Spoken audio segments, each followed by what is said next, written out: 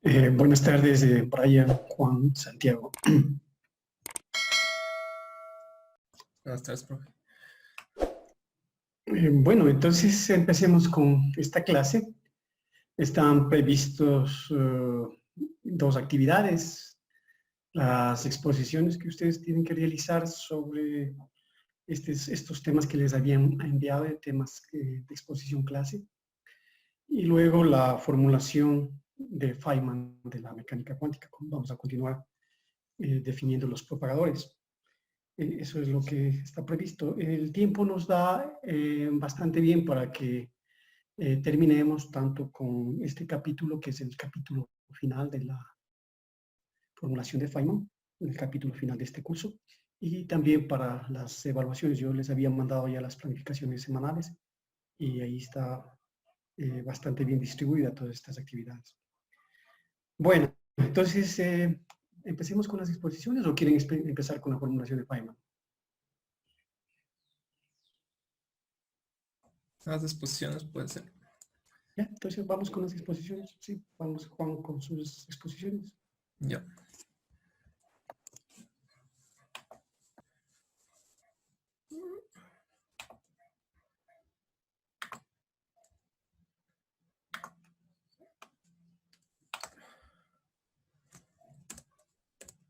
Ya.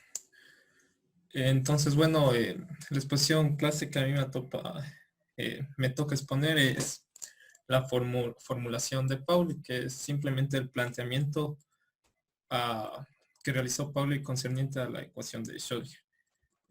Antes de eso, una leve introducción con respecto a la introducción de la mecánica relativista y del factor del spin dentro de la mecánica cuántica. Entonces, ¿por qué estudiar mecánica cuántica relativista?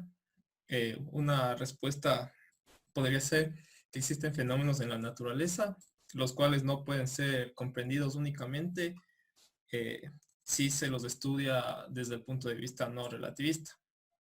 Un ejemplo de ello es el spin del electrón, o, por ejemplo, otro ejemplo, la aparición de nuevas partículas subatómicas, entre otros ejemplos, ¿no?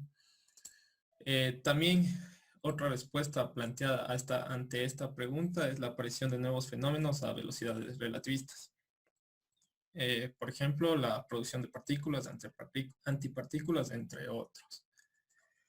Y una tercera respuesta es que la búsqueda de una teoría que unifique tanto la relatividad como la mecánica cuántica. Chuta, ¿me pueden confirmar si se está pasando los slides de la presentación?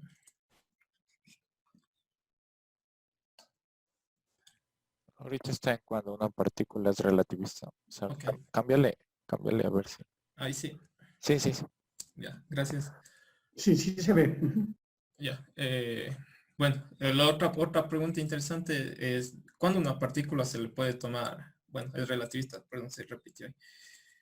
Entonces, el hecho es que cuando las velocidades de dichas partículas alcanzan las velocidades de la luz c, o cuando la energía es mayor comparada con la energía en reposo mc cuadrado. También en clases, no sé, algunos profesores nos habían mencionado que cuando la velocidad de las partículas es mayor al 1%, al 10% de la velocidad de la luz, ya se le puede considerar como una partícula relativista. Ejemplo de esto son los protones acelerados en CERN, que alcanzan energías de alrededor de los 300 gigaelectronvoltios, lo cual comparando con su energía en reposo es mucho mayor, con los 0.94 gigaelectronvoltios. También los fotones, otro ejemplo aquí sería los fotones tienen masa cero y siempre viajan a la velocidad de la luz. Entonces, estas partículas, los fotones, nunca pueden ser tratados como partículas no relativistas. Bueno, esto como una breve introducción a lo que se va a tratar a lo largo de las exposiciones. Y ahora sí, bueno, la temática que me tocó exponer es la formulación de Pauli. Esta es una generalización de la ecuación de Schrödinger que incluye el spin para partículas con spin Unmel, valga la redundancia.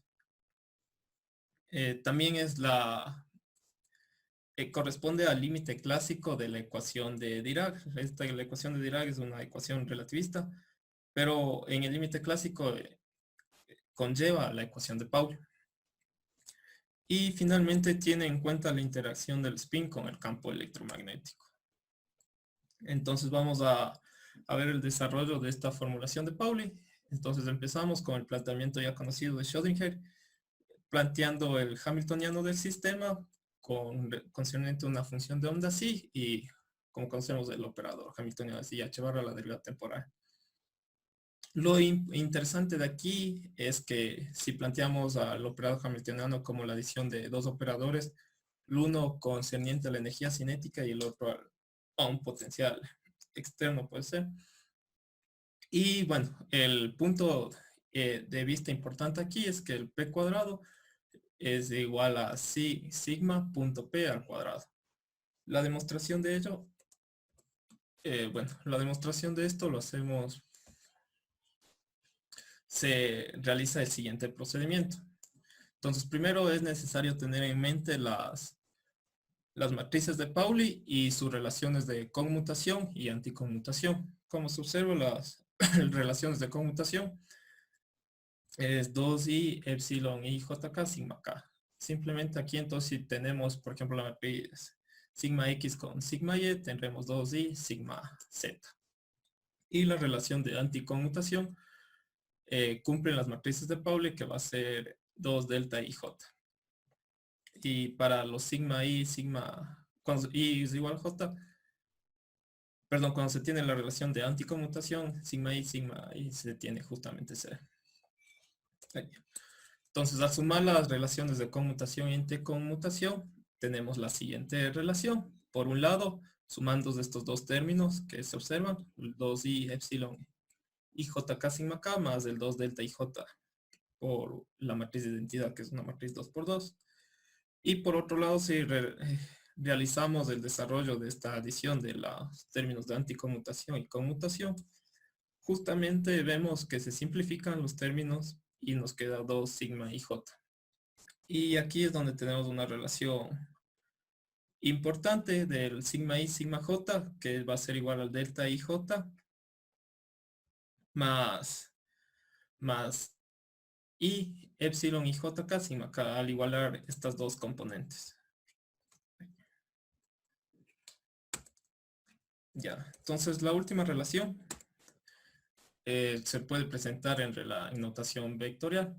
Entonces para ello vamos a emplear dos vectores con tres componentes A y B, A1, A2, A3 y el B1, B2, B3. Recordando el producto punto sería la suma de sus componentes. En notación tendríamos AI, BI. Y el producto cruz lo vamos a representar como, al hacer el producto cruz de los dos vectores A cruz B, la componente K sería AI, BI, BJ, perdón, y el epsilon i JK. Finalmente, entonces, bueno, en adición denotamos las matrices de Pauli como una especie de vector, ¿no es cierto? Entre comillas, sigma 1, sigma 2, sigma 3.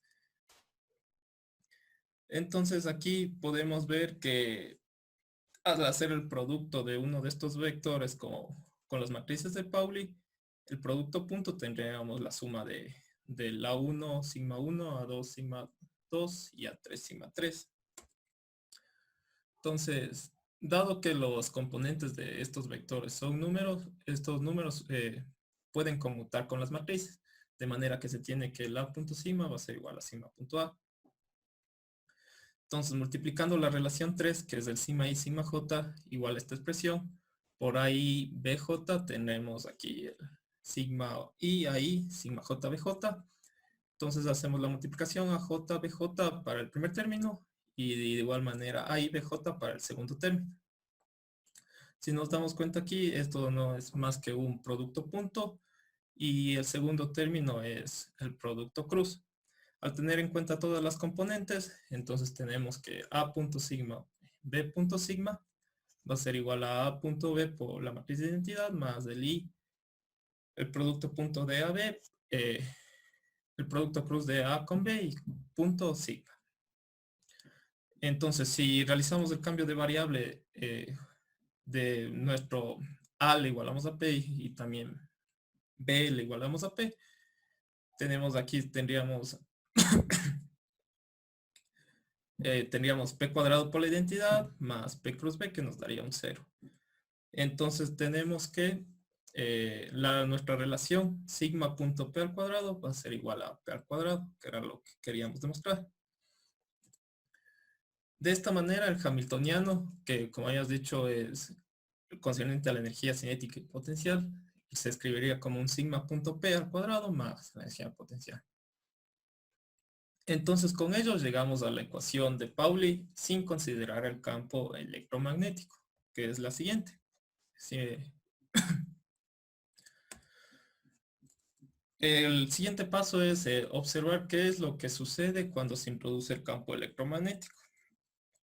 Entonces aquí es importante tener en cuenta la invariancia gauge, que el operador momento se le añade una componente concerniente al campo vectorial, al vector potencial magnético. Y el operador IH barra derivada temporal se le añade una componente concerniente al potencial eléctrico. Entonces, de esta manera, nuestro nuevo hamiltoniano, simplemente reemplazando P por esta relación, se escribe de la siguiente manera. Y el IH barra, que estaría al otro lado, al lado izquierdo de la ecuación, pasaría como con suma más Q por phi. Entonces, aquí es importante ver, bueno, como no siempre es conocido el vector potencial, sino se trabaja por lo general con los campos E y B, entonces vamos a hacer un desarrollo de este término de la expresión. Entonces, para ello, bueno, aquí tenemos sigma punto P menos Q sobre C, el vector potencial, todo al cuadrado. Haciendo el producto, o sea, al cuadrado es multiplicándolo 2 veces, se obtiene aquí la siguiente expresión, sigma I, sigma J, por el PI menos Q sobre CI, y luego cambiando los índices, PJ menos Q sobre CJ. Como habíamos dicho de la relación TREX, sigma I, sigma I, sigma J es delta IJ por la identidad más I, epsilon IJK, sigma K. Reemplazamos aquí la expresión de lo que obtuvimos y lo mismo anterior. Entonces multiplicando, desarrollando el producto término a término, cuando delta es igual a I, cuando la I es igual a J, entonces tenemos P menos Q sobre CA, todo al cuadrado. Y el otro término que nos interesa es justamente el producto de estas dos expresiones. Al desarrollar este lado derecho de la ecuación mostrada, el segundo término, entonces observamos lo siguiente. Simplemente desarrollamos multiplicamos componente por componente de estos dos paréntesis. Con ello tenemos el PIPJ menos QC PIAJ. Luego vamos menos QC sobre AIPJ y luego Q cuadrado C cuadrado AIAJ. Al simplificar, recordamos que como las componentes tanto de P y PJ son perpendiculares, o sea, aquí tenemos un producto cruz, es igual a 0. Por lo tanto, se simplifican estos dos términos de aquí y nos queda la relación menos de IQ sobre C e IJK. Y bueno, aquí tenemos esta relación de los P con el vector potencial magnético. Bueno, aquí continuando con el desarrollo, distribuimos el epsilon a ambos términos y hacemos un cambio de índices I por J, ya que son estos índices mudos. El siguiente paso es realizar una permutación.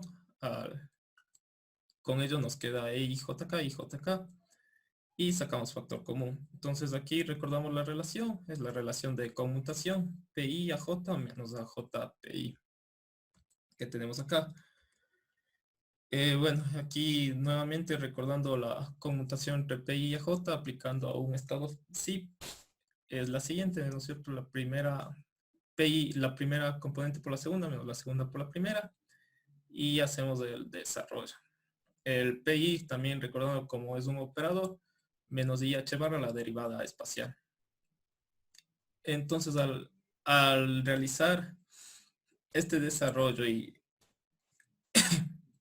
eliminar términos semejantes, nos queda únicamente el menos IH barra de AJ de XY. Entonces, retomando el desarrollo, teníamos aquí ya la relación de conmutación, que como vemos es menos IH barra, la derivada iésima con respecto a la componente JSMA del vector potencial magnético. Al hacer este desarrollo y luego multiplicamos, ya aquí se nos va, nos queda simplemente el menos QH barra sobre C y bueno, esta de la derivada que ya se mostró, el sigma K. Y finalmente, al hacer, teniendo en cuenta que el campo magnético se puede expresar como el rotacional de A, entonces BK en esta notación sería el epsilon IJK, la derivada de la componente ísima con respecto a la componente J del vector potencial magnético. Se ha hecho ese desarrollo aquí y nos queda que este término que desarrollamos es menos QH barra C, el producto punto de nuestro campo magnético con el vector entre comillas de las matrices de Pauli. Entonces, como ya vimos, estábamos desarrollando este término del hamiltoniano. El segundo término nos quedaría, bueno, aquí están más de más, menos QH barra C, B punto sigma. Finalmente, entonces, el hamiltoniano se escribe de la siguiente manera. El hamiltoniano que habíamos visto es 1 sobre 2m, el momento menos Q sobre C, el vector potencial magnético todo al cuadrado, y este término interesante. Entonces este es nuestro campo, nuestro hamiltoniano al tener en cuenta los campos eléctricos magnéticos. Al realizar un tratamiento, si denominamos H sub 0 la parte independiente del spin del hamiltoniano, tenemos dos términos. Entonces H0, todo lo que no conlleva a lo del spin, y lo del spin, que sería menos QMC, el producto punto B punto S. Entonces aquí ya le introducimos este operador S, que sería un medio de H barra sigma. De acá. Bueno, ese sería el desarrollo para concerniente a la formulación de Pauli, cuando se tiene en cuenta los campos eléctrico-magnéticos. El hamiltoniano descrito es el mostrado por la ecuación 6.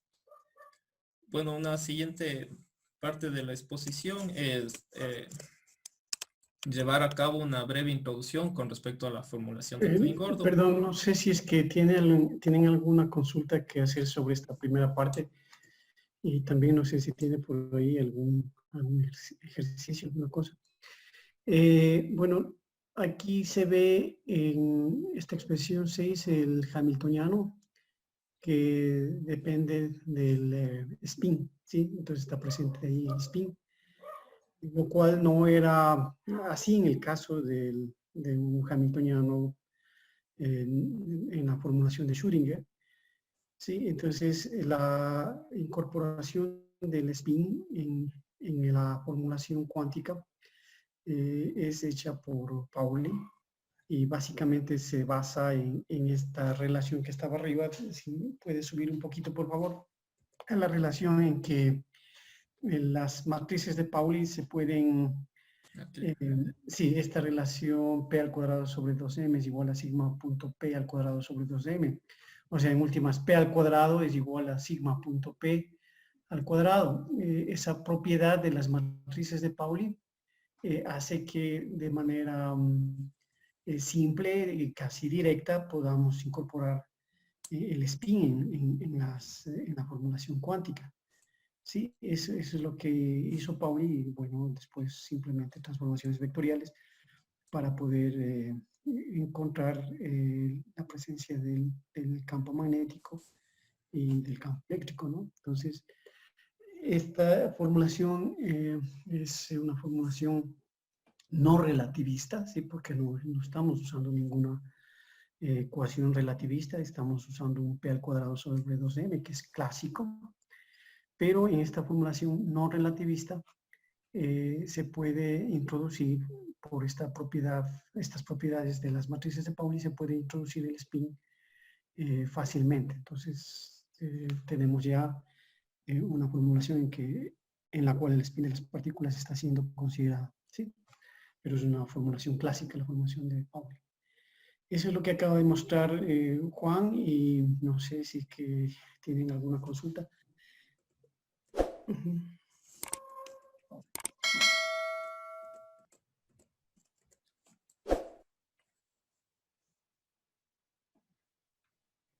Bueno, si no, vamos a continuar, pero tenemos que ver si es que es posible hacer algún ejercicio, alguna cosa, ¿no? Entonces también en las exposiciones que vienen deberían tratar de hacer algún ejercicio sobre las exposiciones que hacen. Bueno, entonces sigamos, por favor. Listo. Bueno, uno de mis compañeros también va a exponer sobre la formulación de Klein-Gordon en la mecánica cuántica.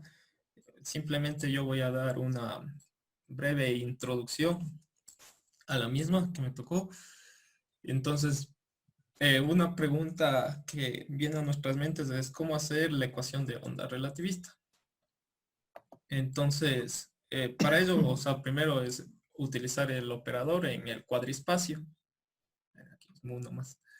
Y bueno, sabemos que por el tratado, el operador momento es menos IH barra el gradiente en el espacio, y en cuanto al operador energía va a ser igual a IH barra la derivada temporal. Entonces, si teniendo en cuenta este momento planteado en el cuadriespacio, tiene 4 componentes. La primera es la energía dividido por C, y la segunda el momento expresado en el triespacio. Por notación, aquí sería un operador P elevado a la mu. Entonces, ¿qué tal si aplicamos la cuantización de la energía? Entonces aquí tenemos la relación de este operador P mu contravariante, y al hacer el producto con su componente covariante, simplemente tenemos que aquí serían la resta de la primera componente del vector del cuadrespacio menos p cuadrado. Al hacer el desarrollo, nos queda que sería el mc cuadrado con m la masa en reposo. Bueno, también podemos plantear a la energía en función del momento como la raíz cuadrada del m cuadrado c cuarta más p cuadrado c cuadrado. Y al expresado en función de los operadores, tendríamos el IH barra la derivada temporal de phi. Justamente tendríamos esta raíz cuadrada aplicada al phi. Lo que tenemos que hacer es una expansión en serie de Taylor para esta raíz, que nos quedaría los siguientes términos. El primer término, mc cuadrado. El segundo, menos h barra cuadrado sobre 2m al operador nabla cuadrado. Al hacer en tercer orden la aproximación, tenemos un h barra a la cuarta sobre 8m cubo c cubo el nabla cuadrado al cuadrado. Y así podríamos tomar más términos. Pero aquí tenemos una complicación, ya que la evolución temporal de phi va a estar especificada por un número infinito de condiciones de fronteras, dado que se tiene una no localidad y no hay una simetría en el espacio temporal. Entonces, al hacer este desarrollo en series de Taylor, se sugiere que no es un buen punto de partida. Alternativamente, Klein-Gordon aplican la cuantización a la energía momento. Como sabemos ya, la energía al cuadrado es p cuadrado c cuadrado más m cuadrado c cuarta. Aplicado con el operador, como habíamos visto, es IH barra derivada temporal. Entonces aquí tendríamos I al cuadrado es menos 1, H barra al cuadrado, la derivada temporal al cuadrado, aplicado una función de onda psi. Tenemos aquí el operador momento al cuadrado, más m cuadrado c cuarta, justamente sí. Si multiplicamos a ambos términos, a ambos lados de la ecuación por menos 1 sobre h barra cuadrado c cuadrado, llegamos a la ecuación de Klein-Gordon, que es 1 sobre c cuadrado, la segunda derivada temporal de mi función de onda. Al multiplicar y pasar a un solo lado de la ecuación, tenemos nabla al cuadrado psi. De igual manera, este término de aquí, que sería m cuadrado c cuadrado, todo sobre h barra al cuadrado psi igual a 0. La cual es la ecuación de Klein-Gordon. Entonces, bueno, aquí concluiría mi exposición, simplemente detallando una introducción al planteamiento de Klein-Gordon, que ya es un planteamiento relativista para la ecuación de Schrödinger. Eso sería todo. Sí, está muy bien. No sé si hay consultas al respecto. Bueno, aquí tenemos ya la ecuación. Esta es la primera presentación relativista que se hace de la mecánica cuántica, ¿no? Porque esta sí es relativista, porque parte de la ecuación de la energía y al cuadrado, p cuadrado hacia el cuadrado, más m al cuadrado hacia la cuarta. Y bueno, aquí la forma simple de llegar a una ecuación relativista es cuantizando, ¿no? Es decir, reemplazando esta ecuación de energía por los operadores, el operador de energía, el operador de momento, y así se llega a esta ecuación de Klein-Gordon, simplemente así es como se hace. Bueno, de ahí hay otros detalles que tenemos que ver. Por ejemplo, hay un problema ahí en esta formulación de Klein-Gordon. Sí, entonces hay que ver por qué es que se dejó de utilizar esta formulación y se buscó otra formulación.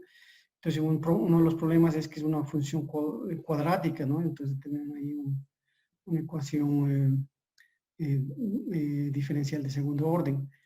Mientras que se espera que la ecuación relativista sea una ecuación lineal, una ecuación diferencial lineal, para poder cumplir el principio de superposición. Entonces, este es uno de los problemas que tiene aquí la ecuación de Klein-Gordon.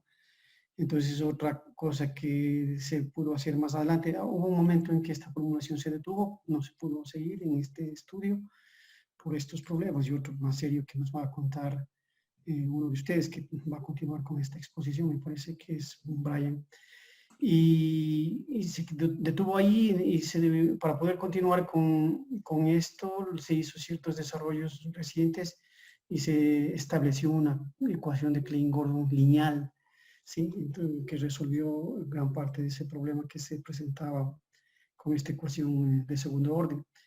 Y bueno, de ahí los límites, el límite clásico de la ecuación de Klein-Gordon, que debe ser la ecuación de Schrödinger, el límite clásico de las soluciones ya tienen que dejar de ser escalares, tienen que ser vectores, ¿sí? Y son los espinores, los biespinores en el caso de la formulación de Dirac, que representa cada componente del espinor. Entonces, todos esos detalles se tienen que seguir viendo en las presentaciones que vienen.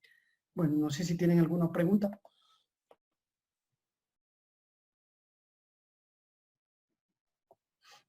¿No?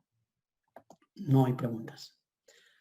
Bien, entonces la idea es que ustedes también vayan manejando estos términos de la formulación relativista, y sí me gustaría que introduzcan algunos pequeños ejercicios sobre el uso de esta teoría. Bueno, entonces nosotros vamos a continuar con esas cuestiones en las clases que vienen. Ahora pasemos a la formulación de Feynman. Vamos a continuar con esto de los propagadores. Y para eso voy al pizarrón. ¿Sí?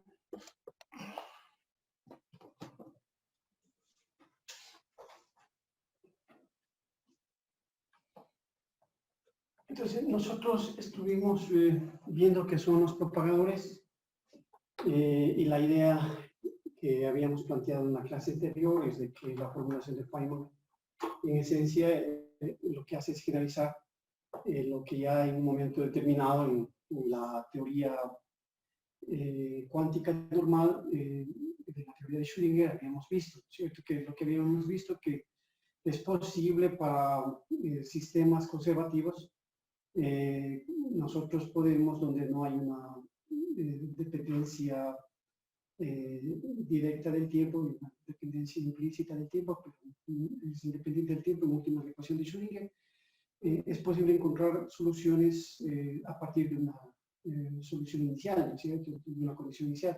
Nosotros conocemos al tiempo t igual a 0 cuál es la solución de la ecuación de Schrödinger. Nosotros podemos encontrar para un tiempo t mayor que 0 o t mayor que t0 la solución de la ecuación de Schrödinger sin necesidad de resolver la ecuación de Schrödinger. Esas son las soluciones que habíamos usado en un momento determinado, las soluciones estacionarias, ¿cierto? Entonces ahora queremos justo hacer lo mismo. Voy a volver a repetir esa parte de que si tenemos una solución en t igual a t0, entonces queremos usar un operador lineal. Este es un propagador, ¿sí? Que es un operador lineal que hace justo eso. Lo que hace este operador lineal es propagar la solución de tal manera que nosotros podamos encontrar la solución en un tiempo t mayor que t0 sin necesidad de resolver la ecuación de Schrödinger, ¿no es cierto? Entonces, esta solución la propagamos usando un operador lineal. Entonces, estábamos en eso y lo que habíamos dicho es que vamos a poner los propagadores de las partículas libres. ¿Sí? Entonces, vamos a eso, propagador de partículas libres.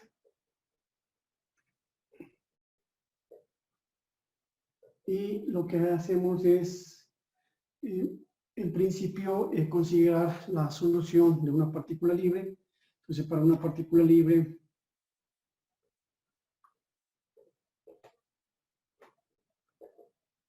tenemos que la función de onda psi dt es igual a una amplitud por el exponente a la i k punto r menos wt. ¿Sí? Entonces, esa es la ecuación, la relación para la función de onda de una partícula libre. Entonces, si nosotros consideramos que el impulso de esta partícula se encuentra distribuido en un intervalo, ¿sí? Si el impulso que está dado por el K, si el impulso de la partícula está distribuido en el intervalo entre K1 y K2, ¿sí?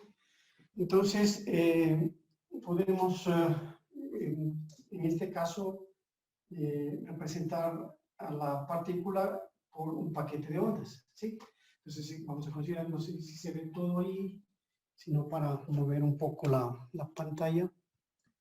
Puedo mover un poco a la derecha, por favor. Sí, muévame un poquito, ¿no? No se ve todo, entonces mueve un poquito y tendríamos ahí.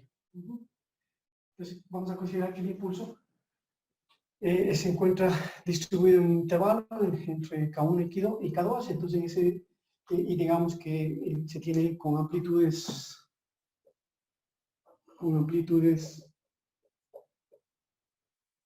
que depende de K.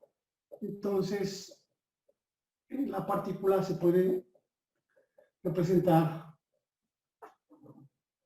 como un paquete de ondas. ¿Sí? Como un paquete de ondas. Entonces, el paquete de ondas sería el siguiente, y esa sería la relación 2, que nosotros podemos representar el psi de rt como la integral entre K1 y K2 de A de K por el exponente a la menos I, aquí también es menos I, K punto R menos WT, pero el W lo podemos poner en función del K, entonces sería HK cuadrado sobre 2M por T.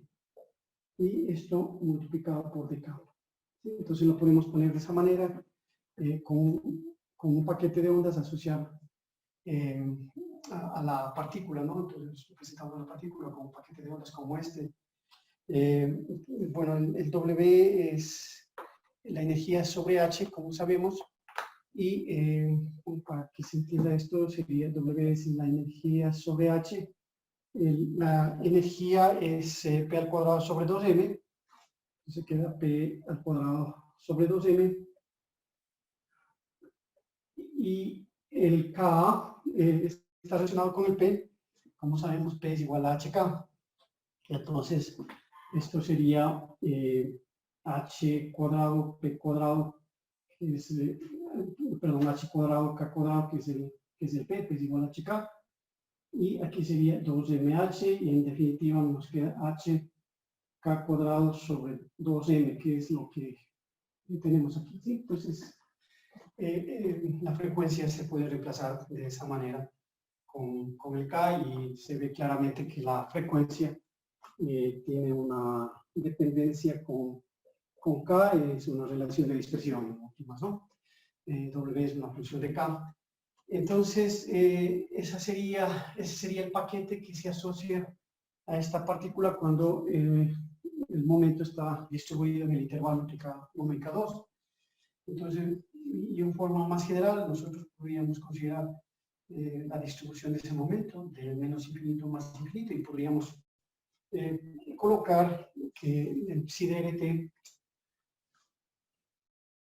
sí, podríamos colocar que en forma general, pero en general, si consideramos que esta distribución, este intervalo va de menos infinito más infinito, entonces podríamos colocar que psi dt es igual a una integral de menos infinito a más infinito de a de k por el exponente a la menos i k.r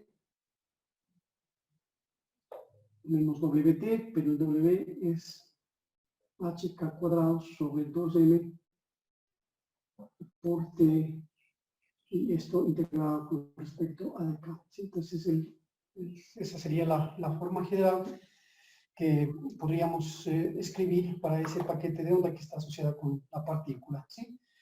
Entonces, en esa expresión de I, nosotros podríamos hacer algunas cosas.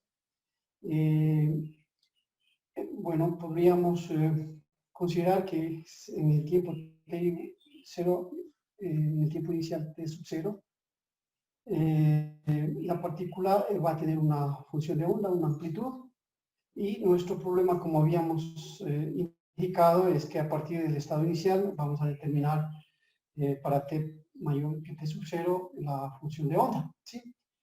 Esa es la idea. Entonces vamos a escoger el tiempo t sub 0 igual a 0, y pues en realidad podríamos tomar t sub 0 cualquiera. Entonces, pongamos aquí el problema, ¿no? Entonces lo que queremos, lo que ya se dijo aquí, es esto justamente. O sea, tenemos una función de onda inicial, ¿sí? Y nosotros lo que queremos es que para un tiempo t mayor, esta es la función de onda final, ¿sí? Entonces hay una evolución a través de este propagador. Bueno, entonces vamos a escoger t sub 0 igual a 0, y dejamos que el sistema evolucione, ¿sí? Evolucione libremente. Entonces, pongamos aquí, entonces para t igual a t sub 0,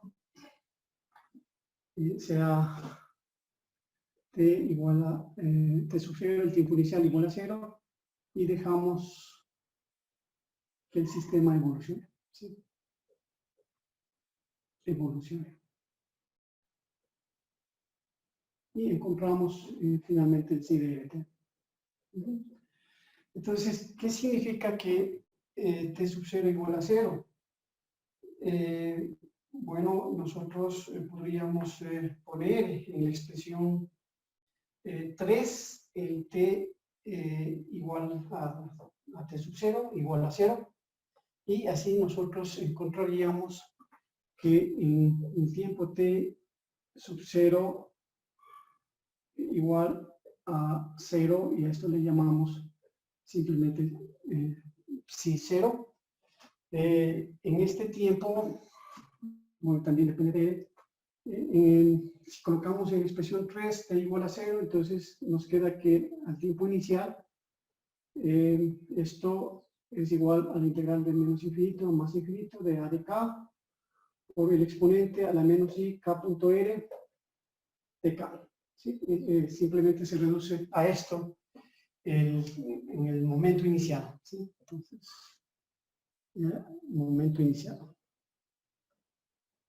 Al momento inicial. ¿Sí? Al momento inicial tenemos eso. ¿Sí? Llamémosle 4 a esta expresión. Y nosotros ahí vemos que psi 0 de r ha sido igual a la integral de menos ak por e a la menos i k.r de k. Estoy aquí. ¿Sí? Vemos eso. Pongámosle aquí más bien el 4. Y nosotros de esa expresión podemos fácilmente encontrar acá, despejar acá. ¿Sí? Porque si ustedes notan, aquí en esta expresión 4, se ve que psi 0 y acá en realidad están relacionadas por una transformada de Fourier. ¿Sí? Entonces yo puedo pasar del espacio de la C al espacio de la K, o del espacio de la K al espacio de la E. Esa amplitud, esa función de onda a t igual a 0, usando la relación 3, vemos que para t igual a 0 hay una correspondencia con una transformada de Fourier. Entonces, si 0 y acá se relacionan con una transformada de Fourier, nosotros podríamos despejar acá de esta expresión 4. ¿Sí? Entonces volvemos acá y vemos que psi 0 se relaciona con el A sub K, con la amplitud, a través de una transformada de Fourier. Y entonces eso nos permite que nosotros podamos despejar A sub K, ¿sí? Y nosotros encontraríamos que la amplitud sería igual a 1 sobre 2pi, ¿sí? Por la transformada inversa de Fourier. Y eso sería igual a la integral de menos infinito a más infinito de psi 0 de r por el exponente de la i k.r por dr. ¿Sí? Entonces, esa sería la expresión para el cálculo de acá, que sería la transformada inversa de Fourier. ¿Sí? Entonces, esta es la relación 5. Así yo tengo estas dos expresiones 4 y 5. Y ahora yo puedo reemplazar este resultado que acabo de encontrar en la relación 3, ¿sí? O sea, en esta de acá arriba. ¿Sí? Yo acabo de encontrar la amplitud de esta manera. Aquí tengo acá la amplitud y yo puedo entonces transformar esta expresión que en general de la función de onda, ese paquete que está asociado a la partícula, y me quedaría de la siguiente manera. Al hacer ese reemplazo, yo podría mostrar que el psi de rt es igual a 1 reemplazando 5 en 3, reemplazando 5 en 3, tenemos que el psi de rt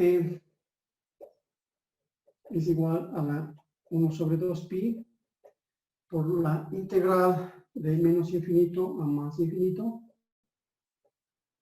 de k por la integral de menos infinito a más infinito por dr', si quieren, para diferenciar las variables, por r' por el exponente a la menos i k.r, y aquí en cambio sería k.r'. Entonces queda e a la menos i k.r menos R' y la integral, y por el exponente a la sería más I hk cuadrado sobre 2m por t. ¿Sí? Eso sería.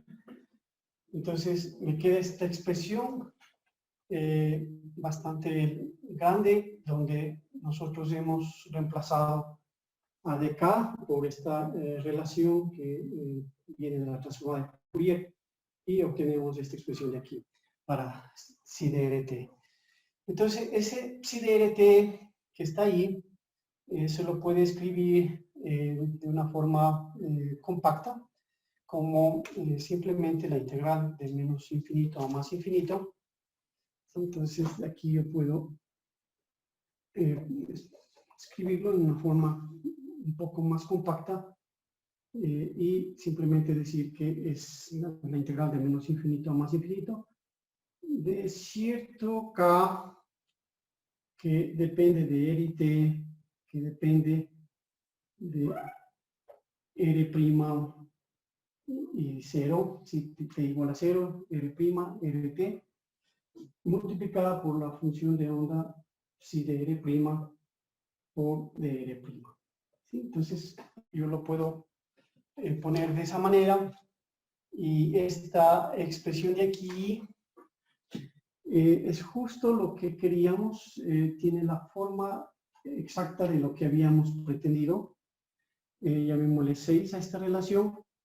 Y lo que dice es que existe una solución inicial, y nosotros, haciendo que actúe sobre esa solución inicial este factor k, logramos obtener la solución para un tiempo t posterior de este tiempo t igual a 0. ¿Sí? Entonces estamos logrando lo que queríamos, y aquí se puede explicitar qué es este k. Borremos acá. Y este k, como podemos ver, es simplemente lo siguiente, ¿no? Entonces, en 6, el k es igual al k de Rt, R', 0. ¿Sí? Este es igual a la 1 sobre 2pi, ¿sí? Que estaba aquí. 1 sobre 2pi. Y luego queda la integral de menos infinito a más infinito con respecto a acá, ¿no es cierto? Y todos estos dos exponentes de acá. Entonces queda la integral de menos infinito a más infinito de e a la i k punto r menos 0' por este factor de aquí y con respecto a acá. Entonces sería e a la i k punto r menos r' menos R' por E a la I H, menos E y H K al cuadrado sobre 2M por T, y esta integral se hace con respecto a K. ¿Sí? Entonces, ese es el K mayúscula que hemos introducido aquí, y bueno, si estuviésemos en un tiempo T distinto de 0, o sea, si T no es igual a 0, sino digamos a un tiempo inicial T0, entonces este K que está aquí sería R' T0, y es igual a 1 sobre 2pi por la integral de menos infinito a más infinito y K punto R menos R' por E a la I H K cuadrado sobre 2M por T menos T0, y la integral con respecto a acá. Esa es la expresión que tendría este K de R', y este K puede ser interpretado como un operador lineal, y justamente este K es el operador que estábamos buscando, que nos permite pasar, como se ve en 6, a esto llamémosle 7. Como se ve en 6, nos permite pasar del estado inicial psi 0 a un estado psi de RT para un t mayor que t0. ¿Sí? Entonces, este funciona para t mayor que t0 y esta relación de aquí define lo que se conoce como el propagador. ¿Sí? El propagador de una partícula libre. ¿Sí? Bueno, entonces, como digo, este término 7 que introducimos allí puede ser interpretado como un operador lineal que nos permite pasar del estado si R' T0, ¿sí? Lo pasamos de este estado con K, con este propagador lineal. Pasamos a la función de onda en un tiempo mayor que T0. Entonces nos permite pasar a la función psi de RT. Entonces, el propagador del tiempo T0 R' nos permite pasar a TR. Esa era la idea, eso es lo que estamos logrando. Y la expresión 6 hace justamente eso, ¿no? Esta expresión 6 que está acá abajo hace que nosotros propaguemos la solución como habíamos querido en un momento determinado. Bueno, entonces esto es lo que quería mostrar ahora, cómo se introduce el propagador de una partícula libre y la expresión 6 con 7, que es la forma explícita del propagador, nos hace ver que se puede propagar la solución a partir de una solución inicial, ¿sí? Bueno, no sé si tienen alguna pregunta y si no, continuamos. Profe, tal vez podría repetir el concepto de propagador. Sí, sí, un segundito, por favor. Hay algo que me están llamando. Un momentito, un minuto.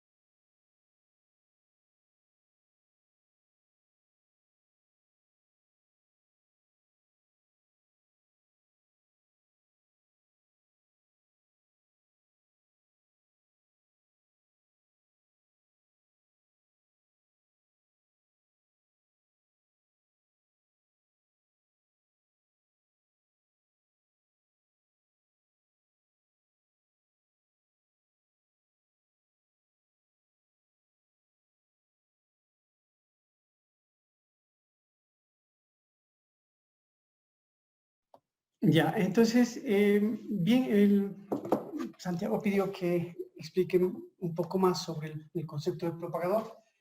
Entonces, para eso pongamos esta expresión 6 en forma más general, ¿sí? Entonces, lo que estoy mostrando, borremos esto también, y aquí introducimos ya ese propagador, esa expresión de ahí. Y lo que estoy diciendo es que el psi de RT, de acuerdo a lo que habíamos escrito, como 8 si quieren, estamos viendo que el psi de RT se puede expresar como la integral de menos infinito más infinito de este propagador K que está aquí, que depende de RT y en general de R' y T0, ¿sí? Y actúa esto sobre la función de onda al tiempo inicial. Es decir, yo conozco la función de onda al tiempo t igual a 0 y lo que hacemos es integrar esta expresión de aquí con respecto a R', y en últimas, esa relación 8 que está ahí, lo que nos está diciendo es que la solución inicial que nosotros teníamos actúa sobre esta solución inicial, este operador lineal, este operador que está aquí, y lo que nos permite es encontrar la solución a un tiempo t posterior, ¿sí? Entonces, en últimas, en el tiempo t mayor que t0, podemos encontrar si drt, que va a ser igual a la acción del propagador, este k, ¿sí? Sobre la función de onda inicial sobre si de R' T0. Pongamos aquí R', ¿sí? R' T0. Entonces, esa expresión de ahí, la 8, lo que está haciendo es propagando la solución, y el K que está ahí se puede interpretar como un operador lineal que nos permite pasar del estado inicial, ¿sí? De este estado inicial a este estado final, ¿sí? Entonces, es un operador lineal que está haciendo eso. Se puede interpretar también esa expresión 8 de una manera un poco distinta. Se puede considerar que el psi de RT es la suma de todas las contribuciones de psi de R' T0, que se propagan desde todos los puntos R' hasta el punto R en el tiempo t, ¿sí? Así podríamos entender. O sea, esta sería una forma de interpretar. Otra forma de interpretar esta relación 8 es considerar que psi de RT es la suma de todas las contribuciones, ¿sí? por integral, la suma de todas las contribuciones, ¿sí? Todas las contribuciones de psi de R' T0, ¿sí?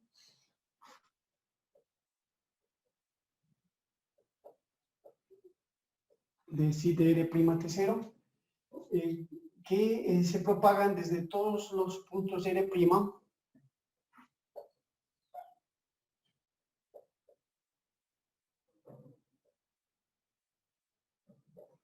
de todos los R', de todos los puntos R', al punto R en el tiempo t. ¿Sí? Entonces, así podríamos interpretar esa integral como la suma de las contribuciones de todos los puntos R' hasta el punto N en el tiempo t. Eso sería, no sé si es que aclara un poco más lo que estoy queriendo decir con este concepto de propagador. Santiago. Sí, profe, gracias. Sí, entonces esta relación 8, más bien la 7 y la 8 son importantes, y es el resultado que nosotros hemos encontrado para poder calcular la función de onda en un tiempo posterior usando este propagador, que en última lo que hace es sumar todas las contribuciones de psi y R' al punto B. Bueno, vamos a ver que esta función, este propagador es una función de onda. En realidad, se puede mostrar que el propagador es una función de onda. Pongámosle aquí como C, esto que estoy mencionando, que el propagador es una función de onda. Es una función de onda.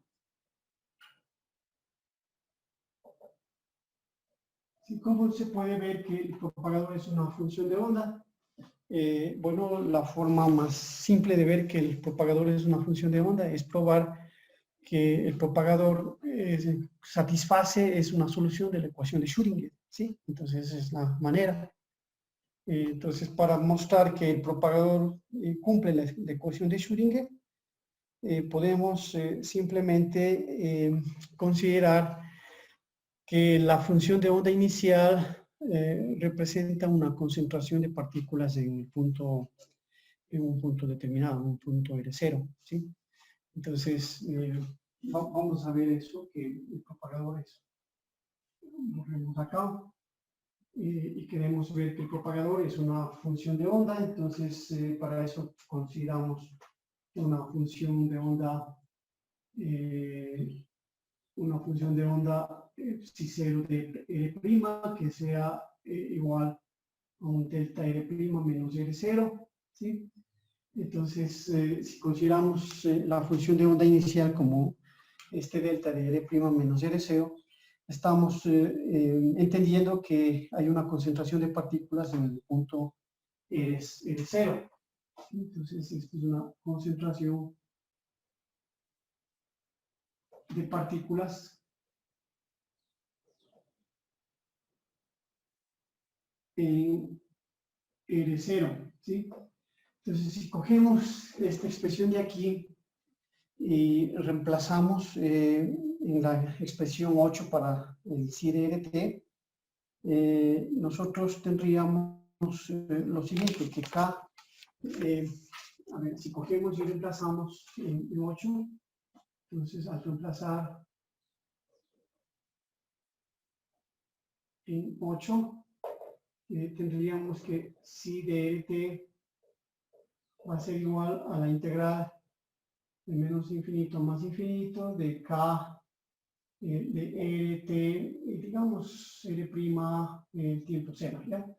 Entonces aquí sería por delta de R' menos R0 y la integral con respecto a R', ¿sí? Entonces así quedaría la función de onda, la psi de RT.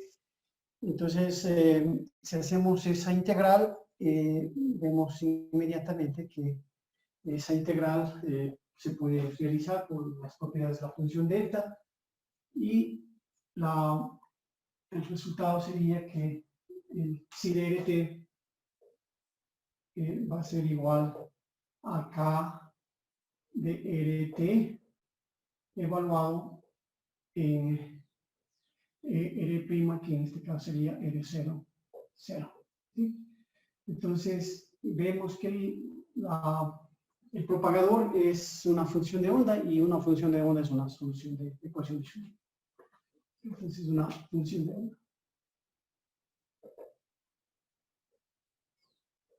Es una función de onda el propagador. Es una solución de la ecuación de Schrödinger.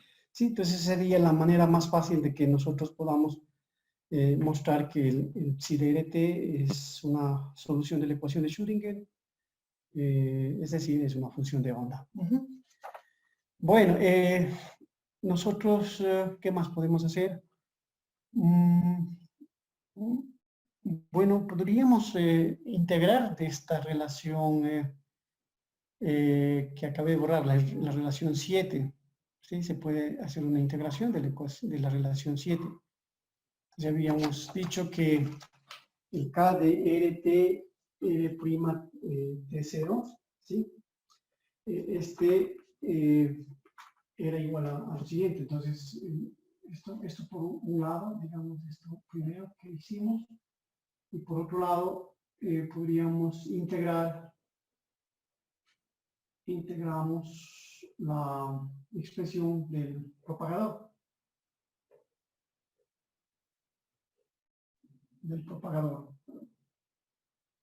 ¿Sí? ¿Cuál era la expresión del propagador? Era que K de RT R' T0, ¿sí? Era igual a la integral de menos infinito a más infinito, 1 sobre 2pi, integral de menos infinito a más infinito, de los exponentes de e a la menos i k punto r menos r' por e a la i h k cuadrado sobre 2m por t. Y la integral con respecto a acá. ¿Sí? Entonces se puede hacer esa integral con respecto a acá. Y si, bueno, aquí pongámosle también el T0, T menos T0, y la integral con respecto a acá. Entonces se puede hacer esa integral Con respecto acá, y el resultado de hacer esa integral, que sería bueno que lo intenten hacer, sería igual a lo siguiente. Entonces, si nosotros hacemos esta integral, al integrar se muestra que este K de RT, R'T0 ha sido igual a la raíz de M sobre 2πh y por T menos T0 por el exponente a la I M R menos R' al cuadrado sobre 2h T menos T0.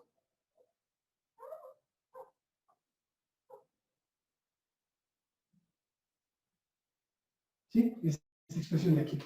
Entonces, es un trabajo que podrían hacer ustedes, el integrar la expresión 7, le habíamos llamado esta relación, y mostrar que el K explícitamente es igual a raíz de M sobre 2πh por I, T menos T0, por el exponente de la I, M, R menos R' al cuadrado sobre 2h, T menos T0. Y este justo es el propagador, la forma explícita del propagador de una partícula libre. Entonces, esto lo dejamos como deber, puede ir al deber, a los ejercicios que están haciendo como deber. Y esto es el propagador, la forma explícita del propagador. La anterior igual, ¿no es cierto? Solo esta de aquí, solamente hemos integrado. Entonces, el propagador de una partícula libre.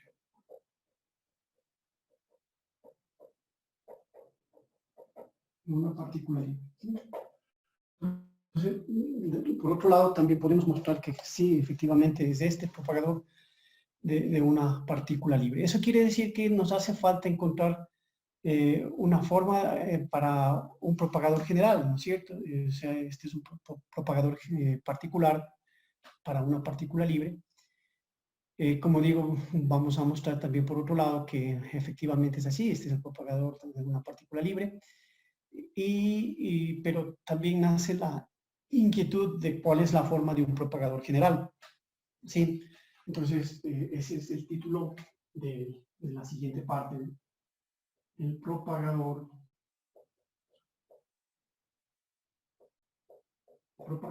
general. ¿Sí? ¿Cuál es la forma de un propagador general? Vamos a hacer eso, a definir la forma general del propagador. Y bueno, eso lo hacemos en breve.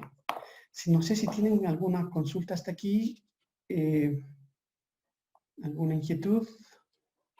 Vamos a hacer ejercicios también sobre esto, ¿no? Bueno, estamos entrando en toda la teoría de Feynman y lo primero que vemos es la necesidad de introducir estos propagadores, estos operadores lineales que nos permiten generalizar esa idea de que tenemos una solución inicial y queremos propagar esa solución para encontrar una solución para tiempos posteriores. Entonces, eso se hace con estos operadores K y, bueno, tenemos ya el propagador de una partícula libre y ahora queremos un propagador más general para muchos otros casos. Entonces, eso vamos a hacer. Si tienen alguna pregunta, por favor, lo hacen ahora. Si tienen alguna necesidad de que aclare alguna cosa, lo hacen ahora. Bueno, hay un libro que pueden seguir, ¿no? Se llama la teoría de caminos integrales de Feynman, el mismo autor de todo esto, de todo este modelo, de toda esta representación de la mecánica cuántica, que es equivalente a la formulación de Schrödinger. Sí, entonces hay este libro que se llama así, Caminos Integrales, la formulación de Caminos Integrales de Richard Feynman. Ese es el libro que podrían consultar para profundizar un poco en estos conceptos que estoy mostrando. Después vamos a ver cómo esto se interpreta en los caminos, en los trozos de caminos, los diferentes caminos, las probabilidades, estas ideas que introdujo Richard Feynman para poder formalizar la teoría cuántica desde otro punto de vista. Bueno, si no hay preguntas, vamos a hacer un pequeño receso y entonces nos vemos a las 3:30, digamos, sí, porque ya son casi 3:20. Y de allí vamos a mostrar cómo se puede definir un propagador general. Sí, entonces hacemos un breve receso y nos vemos en unos minutos.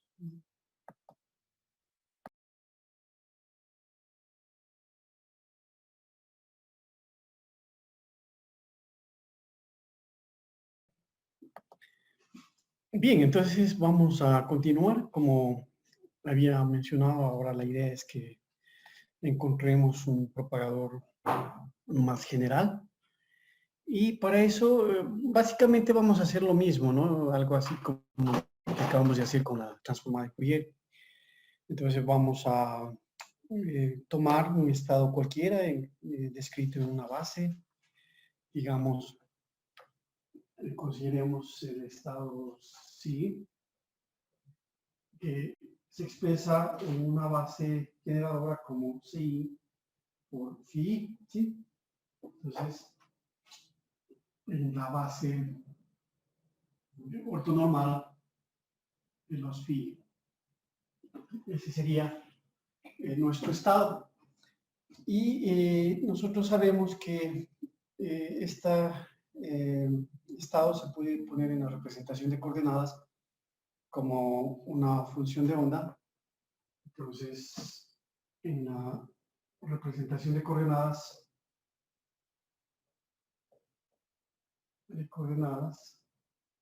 lo podríamos poner como psi de rt igual al sumatorio según i de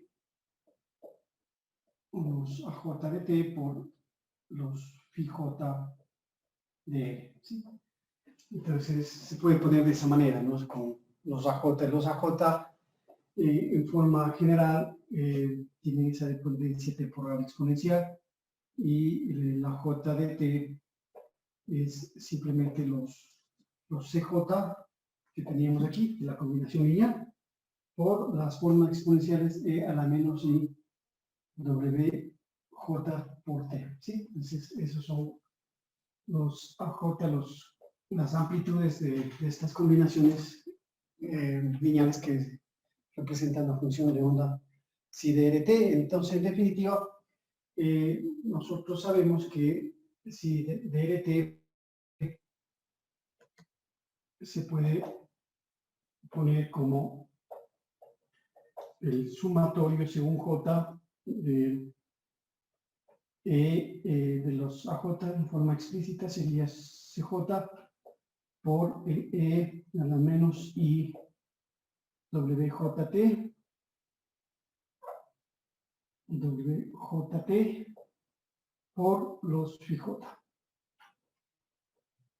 de Sí, entonces esa es la forma que habíamos escrito nosotros, o que sabemos nosotros, llamémosle 1 a esta relación, que sabemos nosotros para la función de onda para tiempos posteriores a t mayor que t0, para tiempos posteriores del tiempo inicial, y tiene esa dependencia exponencial que estoy mostrando, ¿no es cierto?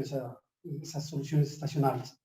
¿Sí? Entonces los CJ son independientes del tiempo y los AJ que están allí se expresan de esta manera, ¿no? ¿Sí? Y pongamos que los CJ son independientes del tiempo,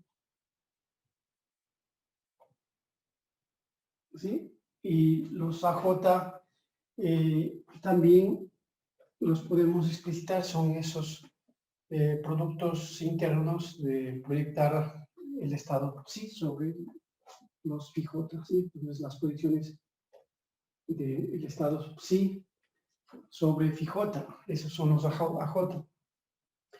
Eso lo habíamos mostrado y bueno, en definitiva se puede esto generalizar y la generalización viene de la siguiente manera.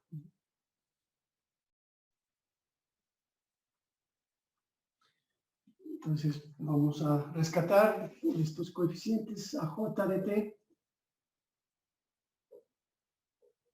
que acabamos de ver, que es la proyección de del estado psi sobre los phi j, y esto es a los cj por el exponente a la menos i wj por t. W es la frecuencia, ¿no? Que está relacionada con la energía. Entonces, también podemos un poco aprovechar estos productos internos de psi sobre pj y usar la relación de clausura. Entonces, como estamos en la representación de coordenadas, entonces j de t es phi j por psi, y usando la relación de clausura, esto podríamos poner como phi j multiplicado por r por psi de, lo podemos hacer de esa manera. Como digo, esto es usando la relación de clausura. Entonces, estas expresiones que están aquí, estos productos internos, son las funciones de onda. Entonces, ponemos aquí la relación de clausura. Estas son las funciones de onda y a j de t en últimas también lo podríamos poner como phi j conjugado, y es las funciones en la representación de coordenadas, y este es el psi sería eso, ¿sí? En definitiva, eso es lo que tenemos. Bueno, en un tiempo inicial t', podemos obtener directamente los CJ. Bueno, yo conozco que el AJ es igual a CJ por E a la menos I WJT, y de esta expresión de aquí. Entonces, de esta expresión yo puedo ahora encontrar, despejar los CJ, y en un tiempo t', en un tiempo inicial t', puedo obtener los CJ. Entonces, en un tiempo inicial t', obtenemos los CJ. El CJ va a ser igual al AJ de t dividido para E a la menos I WJ de t, ¿sí? Simplemente dividiendo este exponente. Entonces, esto quiere decir que el CJ se puede escribir como esta integral, que es de la J, la integral de phi j conjugado por psi de r sobre este exponente, pero este lo podemos subir y meter dentro de la integral también, si queremos, ¿no? Como estamos integrando con respecto a r, entonces podríamos subir y quedaría WJ de t por dr. Así serían los CJ. ¿Sí? Entonces, para diferenciar en las variables, pongamos el t' y en el tiempo inicial t'. Entonces, explicitando mejor, lo podríamos poner de la siguiente manera. Es la integral de phi j conjugado, ¿sí? Que está aquí, que depende de r', ¿sí? Solo depende de r', por el psi que depende de r', t', ¿sí? Por el exponente a la i WJT, y la integral con respecto a R'. ¿Sí? Entonces, poniendo la dependencia temporal T' y la dependencia espacial R', logramos obtener los CJ de esa manera. Entonces, esta expresión que está ahí, le llamamos la expresión 2.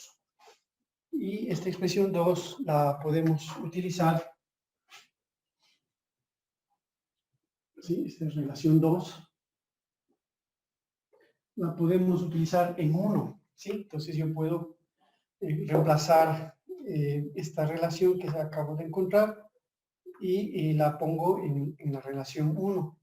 Entonces así yo puedo obtener un psi de RT ya, digamos, con esta forma explícita de la amplitud, ¿sí? Entonces yo hago ese reemplazo, reemplazando 2 en 1, tenemos lo siguiente.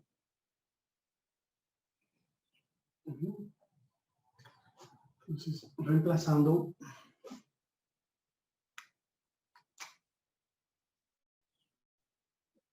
reemplazando 2 en 1, tenemos el psi de va a ser igual a CJ, pero CJ sería ya la integral, entonces nos queda la sumatoria según J de la integral de phi J conjugado de R' por psi de R' por el exponente a la IWJ', ¿sí?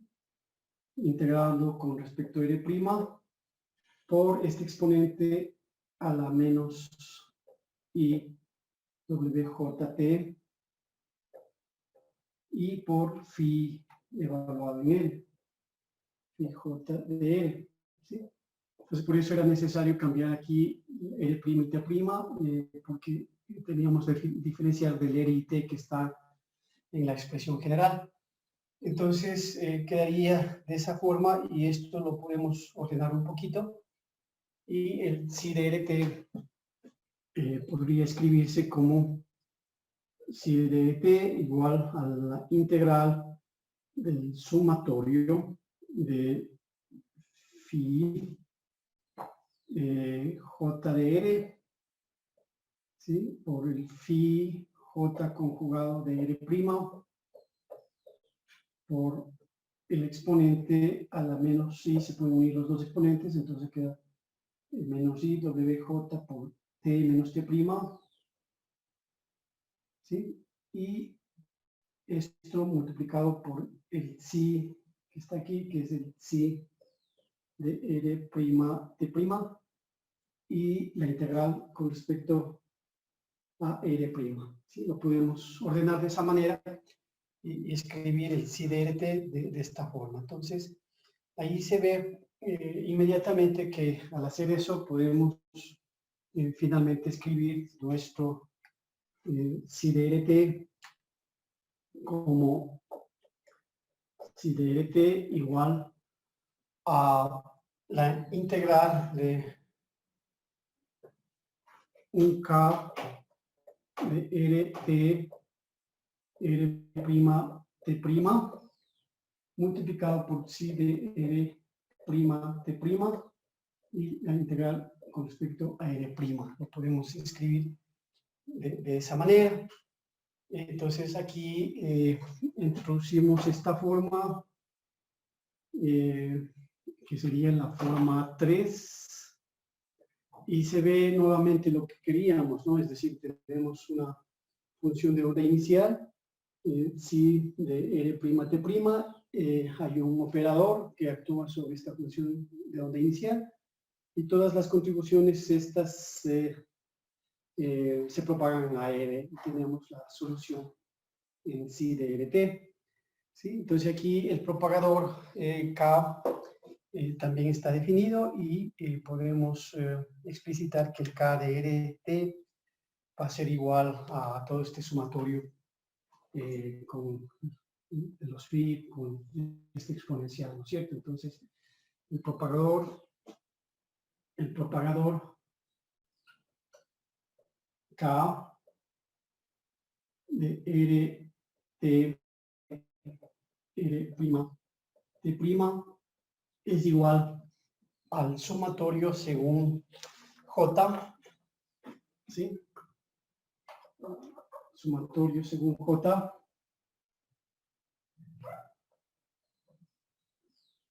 ¿sí? Sumatorio según J de el E a la menos I W J T menos T prima, ¿sí?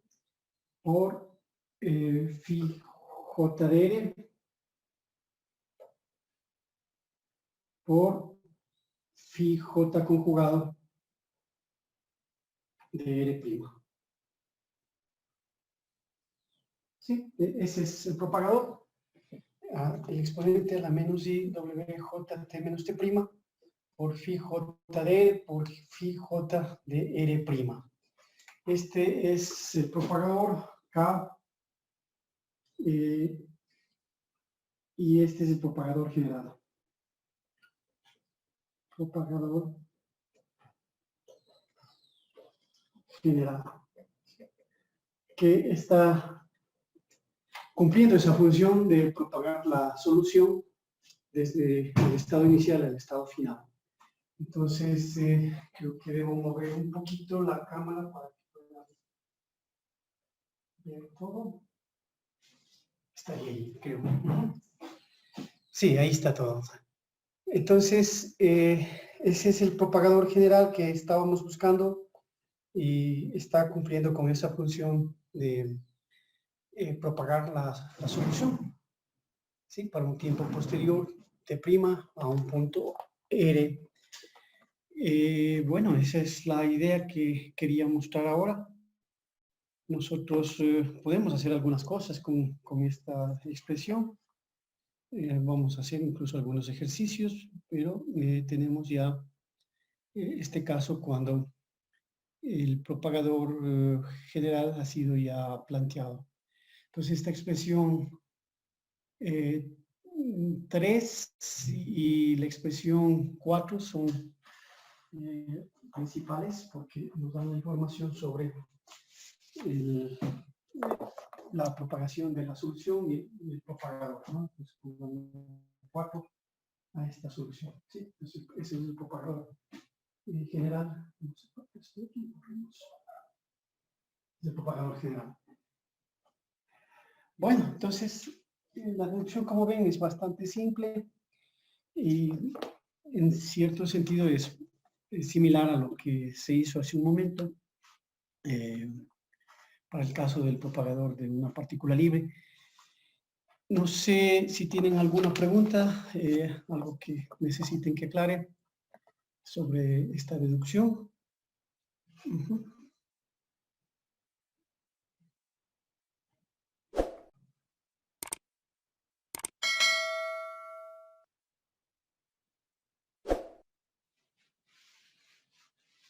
No, no hay necesidad de aclarar nada más, ¿no? Entonces, podríamos aquí un poco tratar de entender qué es lo que pasa con este propagador si el tiempo t es igual al tiempo inicial. Entonces, veamos este caso. Digamos que el tiempo t es igual al tiempo t'. Entonces, digamos, si el tiempo t es igual a t', entonces, ¿qué pasaría con este k? En ese caso, el k solo va a depender de r y r', y el propagador sería el sumatorio según j de t igual a t', esto me da 0, el exponente me da 1 y entonces me queda el sumatorio según J de phi de R por phi J conjugado de R prima, ¿sí? Eso es lo que quedaría. Esa sería la forma que tendría este propagador cuando T es igual a T prima. Bueno, entonces, ¿qué es ese phi que está ahí? Esos phi son los elementos de la base ortonormal. ¿Sí? Entonces, la base ortonormal, que es la base de los phi j. ¿Sí? ¿Y qué son esas funciones de onda, esas phi j y el phi j conjugado? Entonces, sabemos que esos son productos internos, entonces nosotros podríamos poner, voy a usar el otro marcador, sí, porque ya no se ve bien, entonces pongamos en color negro, entonces este K de R' es igual a este sumatorio, pero estas phi j de R, pues es la proyección de phi sobre R, es decir, estos productos en la representación de coordenadas, ¿sí? Y como está conjugado sería al revés, ¿no es cierto? Es decir, sería phi j por R', ¿sí? Eso es lo que tendríamos. Bueno, y al sumar sobre J, como eso es la relación de clausura, entonces en este caso el K de R', la suma sobre J me da la identidad por ser la relación de clausura, entonces queda por I actuando sobre R', esto es igual a R por I, R', y esto, cuando R es igual a R', es igual a 1, si no es igual a 0, entonces queda un delta de R menos R'. ¿Sí? Entonces, ese sería el caso que cuando T es igual a T', el K, el propagador, es igual a delta de R menos R'. Y bueno, nuevamente puedo yo coger eso y reemplazar en 3 este propagador. Y si reemplazo yo en 3, bueno, no. Sí, podríamos hacer eso, reemplazar en 3. Como estamos integrando con respecto a R', entonces, si yo reemplazo acá en 3, entonces esto, reemplazando en 3, después tenemos que si de RT es igual a la integral de delta menos R menos R' por si de R' T', bueno, aquí ya simplemente lo dejamos así, si de R, y la integral con respecto a R', entonces eso nos da si de R. ¿Sí? Si quieren, como tenemos aquí el T, entonces esto es igual a psi de R. Como T es igual a T', sería T. Entonces, eso es lo que esperábamos, ¿no es cierto? Entonces, cuando, bueno, es la función de onda en el tiempo inicial, coincide con la función de onda psi de RT. Es lo que esperábamos. Al reemplazar en 3, R menos R', psi de R', esto es psi de RT. Sí, es lo que esperábamos. Entonces, esa identidad. Bien, entonces vemos que de esa manera se puede plantear el propagador general y bueno, y esa expresión 3 que nos dice cómo la solución se propaga a tiempos posteriores. ¿Preguntas al respecto? ¿Alguna cosa que desee que aclare?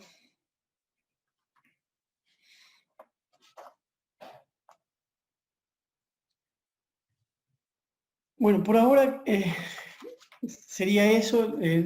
Vamos a profundizar más evidentemente en todos estos conceptos, en todo este formulismo de Feynman, y vamos a hacer ejercicios también, ¿sí? Entonces, vamos a culminar ahí la clase. También el tiempo se agotó y dejamos con estos desarrollos de los propagadores. En la siguiente clase, el día viernes, tienen que exponer, y en la semana siguiente continuamos con esto de incorporar la acción de los sistemas en los propagadores, y de introducir la idea de los caminos atosos, de los diferentes caminos integrales, y completar esta formulación de Feynman, ¿sí? Por ahora nos quedamos ahí. Bueno, entonces, si no hay preguntas, les agradezco por estar en esta charla y nos vemos el viernes. Que estén bien, que pasen un buen día. Igualmente, Hasta luego. profe, hasta el El viernes. viernes, profe. Gracias. Hasta luego. Hasta luego con todos.